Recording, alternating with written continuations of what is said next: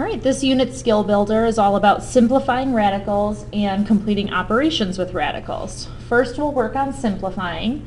In order to simplify a square root, what you want to do is you want to factor this number using the largest perfect square that goes into that number evenly. So for example, 45 can be factored into 9 and 5. I chose 9 because it's the largest perfect square that goes into 45 evenly. The square root of 9 then becomes 3, and the 5 stays underneath the square root. So 3 root 5 is our final answer. Our second example is the same, except we already have a coefficient out in front. This does not change our initial step. So let's look at the number under the square root. The number is 200. I'm going to factor 200 into 100, which is a perfect square, and 2. The 6 then just drops down right in front of that 100. Now I take the square root of 100, which gives me 10. So I have 6 times 10, and 2 stays underneath the square root. 6 times 10 is 60, so my final answer is 60 root 2.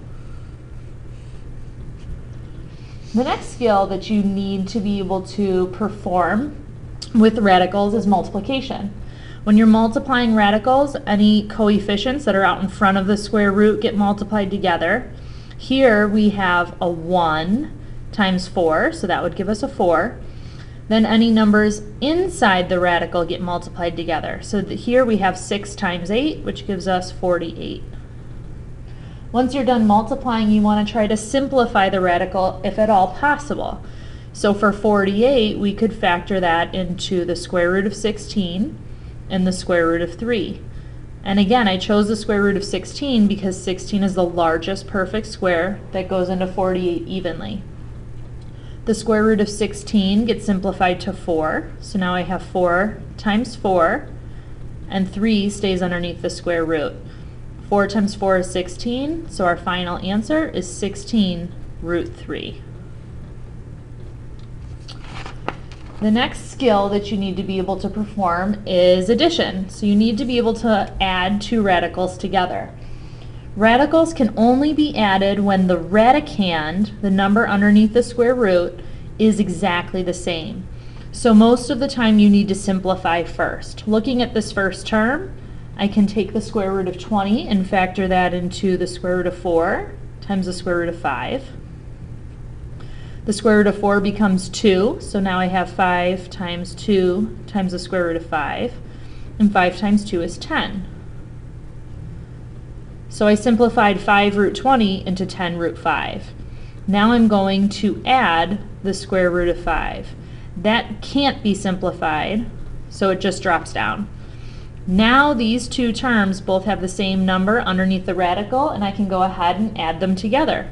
You add the coefficients. So here I have a coefficient of 10. Here we just have a 1, even though we don't write it. So those get added together and give me 11 square root of 5. The number underneath the radical remains the same.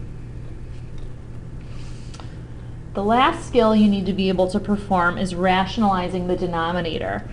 As a general rule, we never leave square roots in the denominator of a fraction, and so in order to eliminate them, you have to multiply both the top and bottom of your fraction by this square root. So for this example, I'm going to multiply by the square root of 7. I multiply straight across, and that would give me 14 root 7 over the square root of 49. Now the square root of 49 is a perfect square. That can be simplified into 7, so I end up with 14 root 7 over 7. And the square root should always be eliminated from the denominator. If not, then something went wrong. Okay, I'm almost finished. I can still simplify here because I have the fraction 14 over 7. That reduces to 2. And so my final answer is 2 root 7. Let's do one more together, the square root of 3 divided by 2 root 6. So again, I need to get rid of this radical in the denominator. I'm going to multiply both top and bottom by the square root of 6. In the numerator, I then get the square root of 18. In the denominator, I still have a 2, times, now the square root of 6 and the square root of 6 give me the square root of 36. Okay? And I have a lot to simplify now. I need to simplify the numerator. The square root of 18, after I simplify it, becomes 3 root 2.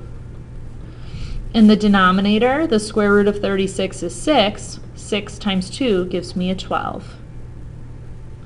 Okay, and then last, I need to reduce my fraction. 3 over 12 can be reduced to 1/4. So my final answer would be the square root of 2 over 4. That cannot be reduced anymore because 2 is underneath the radical while 4 is not. So that's going to be my final answer.